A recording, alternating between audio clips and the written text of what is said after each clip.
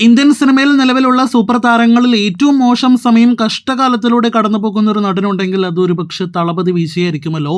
ഈ വർഷം theatre release പ്രഖ്യാപിച്ച പൊങ്കൽ ചിത്രം റിലീസ് ചെയ്യാനാവാത്ത അവസ്ഥ, സെൻസർ സർട്ടിഫിക്കറ്റ് കിട്ടാതെ ഇപ്പോഴും കാത്തു നിൽക്കുന്ന ജനനായകൻ. അതിനിടയിൽ കഴിഞ്ഞ വർഷം വിജയുടെ റാലിക്കിടെ വലിയൊരു ദുരന്തം തമിഴ്നാട്ടിൽ സംഭവിക്കുന്നത്. ഇന്ന് പോലും വിജയുടെ വാഹനം കാരണം തമിഴ്നാട്ടിലെ റാലിക്കിടെ ഉണ്ടായിരുന്ന അപകടം, അതിനെല്ലാം തന്നെ ഇടയിൽ രാഷ്ട്രീയത്തിൽ ജനങ്ങളെ സേവിക്കേണ്ട വിജയ് എന്ന നടന്റെ വ്യക്തി ജീവിതത്തിൽ ഉണ്ടായ ഡിവോഴ്സ് എല്ലാം തന്നെ വലിയ രീതിയിലുള്ള ചർച്ചാ വിഷയമായിട്ടാണ് തമിഴ്നാട്ടിൽ പ്രത്യേകിച്ച് സോഷ്യൽ മീഡിയ വഴിയെല്ലാം തന്നെ മാറുന്നത്. വിജയ് സംഗീത വേർപിരിയൽ വലിയ രീതിയിലുള്ള ചർച്ചകൾക്ക് വഴിയൊരുക്കിയത് നമുക്ക് എല്ലാവർക്കും തന്നെ അറിവുള്ള കാര്യമാണ്. വിജയുടെ വ്യക്തി ജീവിതത്തിലെ വിഷയമാണെങ്കിൽ പോലും ആ ഒരു വേർപിരിയൽ, ഡിവോഴ്സ് എല്ലാം തന്നെ വിജയുടെ രാഷ്ട്രീയത്തെ ബാധിക്കുമോ എന്നൊരു സംശയം വിജയ്ക്കും വിജയോടൊപ്പമുള്ള ആളുകൾക്കും ഉണ്ട് എന്ന് തന്നെയാണ് ഇന്ന് വരുന്ന റിപ്പോർട്ടിൽ നിന്ന് വ്യക്തമാകുന്നത്.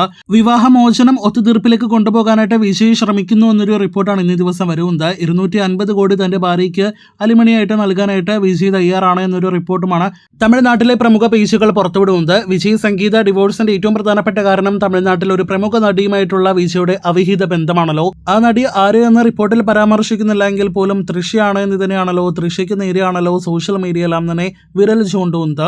വിജയ് തൃഷ ബന്ധത്തെക്കുറിച്ച് കഴിഞ്ഞ 1-2 വർഷമായിട്ട് സോഷ്യൽ മീഡിയ വഴി പല ഊഹാപോഹങ്ങൾ നടന്നിട്ടുള്ളതാണ്. അടുത്ത കാലത്ത് ഒരു രാഷ്ട്രീയ നേതാവ് തന്നെ വിജയ് തൃഷ ബന്ധത്തെക്കുറിച്ച് വലിയ രീതിയിൽ മോശമായിട്ട് പരാമർശിച്ചതാണ്. അതിനെതിരായിട്ട് തൃഷ തന്നെ രംഗത്തെത്തുന്ന ഒരു കാഴ്ച കണ്ടതാണ്. എന്നാൽ ഇപ്പോഴത്തെ വിജയുടെ ഡിവോഴ്സിന് കാരണം തൃഷയാണ് എന്ന സോഷ്യൽ മീഡിയ അഭിപ്രായത്തോടെ ഒരു തരത്തിലും പ്രതികരണവുമായിട്ട് തൃഷ ഇതുവരെ രംഗത്തെത്താത്തൊരു കാഴ്ചയാണ് നാം കാണുന്നത്.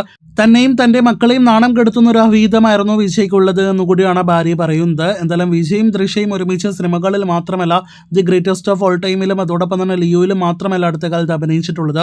പല പ്രൈവറ്റ് പരിപാടികൾക്ക് എല്ലാം തന്നെ ഇരുവരും വിദേശ രാജ്യങ്ങളിലും മറ്റുമെല്ലാം തന്നെ ഒരുമിച്ച് പോകുന്ന കാഴ്ച പലതവണ സോഷ്യൽ മീഡിയയിലൂടെ തന്നെ ലീക്കായിട്ടുള്ളതാണ്. അപ്പോൾ വിജയുടെ ഭാര്യ പറയുന്ന ആ നടി തൃഷയാണ് എന്ന കാര്യത്തിൽ പലർക്കും തർക്കമൊന്നും തന്നെയില്ല.